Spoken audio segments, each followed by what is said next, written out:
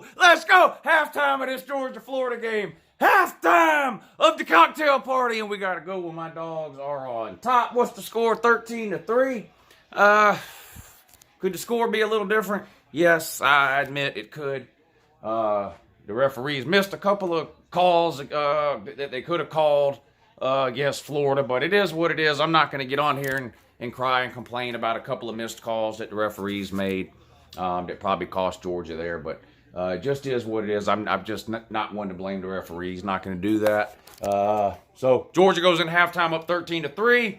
Georgia gets the ball to start the third quarter. I'll start with Georgia's defense. Absolutely dominating, just like it has been week in and week out, every single game of the season so far this year.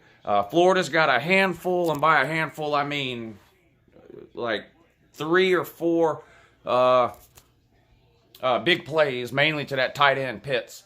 Other than that, absolutely no offense from Florida at all. The defense is just completely shutting down Florida's offense. And this isn't the first time that we've seen a team have success in the first half throwing to the tight end over the middle. Notre Dame, Missouri did it to us a couple of years ago. There's been several teams who have really hurt Georgia with the tight end. And in most of those games, Kirby and the defense have been able to make whatever adjustments it is they need to make at halftime to come out and slow that tight end down in the second half. We'll see if that happens here or not. Offensively, hard to run the ball for both teams in this game.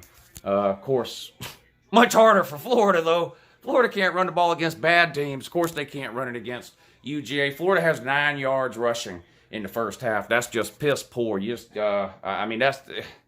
bordering on unwatchable offense there. 9 yards. You have 19 total, but you have negative 10 for Kyle Traskhan. So you have 9 yards rushing in the first half. Georgia not running it down your throat either, which is a little surprising. Georgia doing work through the air against you. How's that make you feel?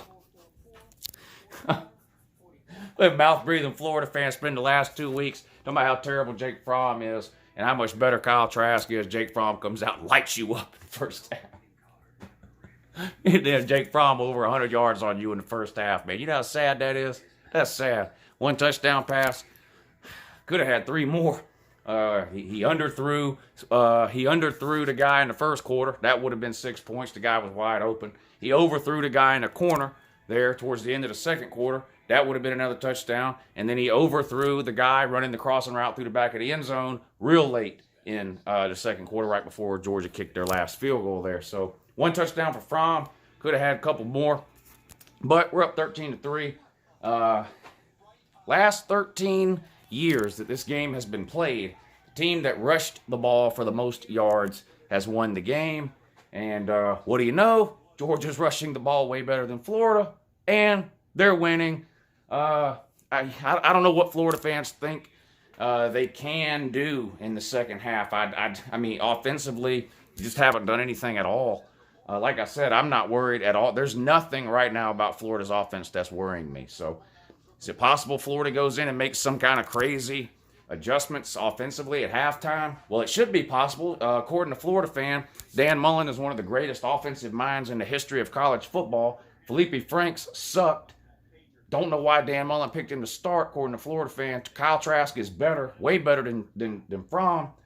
So Dan Mullen should be able to make the necessary adjustments at halftime and come out and just beat the shit out of Kirby Smart in Georgia.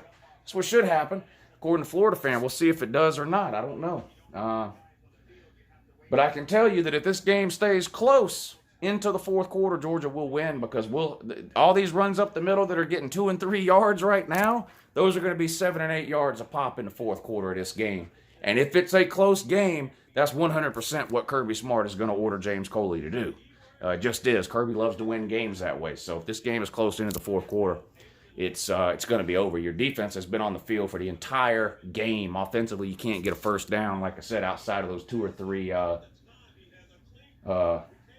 3 big plays to your tight end. So there's nothing about your offense right now that's worrying me. Defensively, Georgia's got a few things to clean up with that tight end. But like I said, I've got faith in Kirby to do that. I got faith in my coach to make the necessary adjustments at halftime to come out and win this game. Hey, Florida fan, Florida man, you got that same faith in Mullen? Or are you going to run and hide in 2 hours when this game ends? Come back and see me.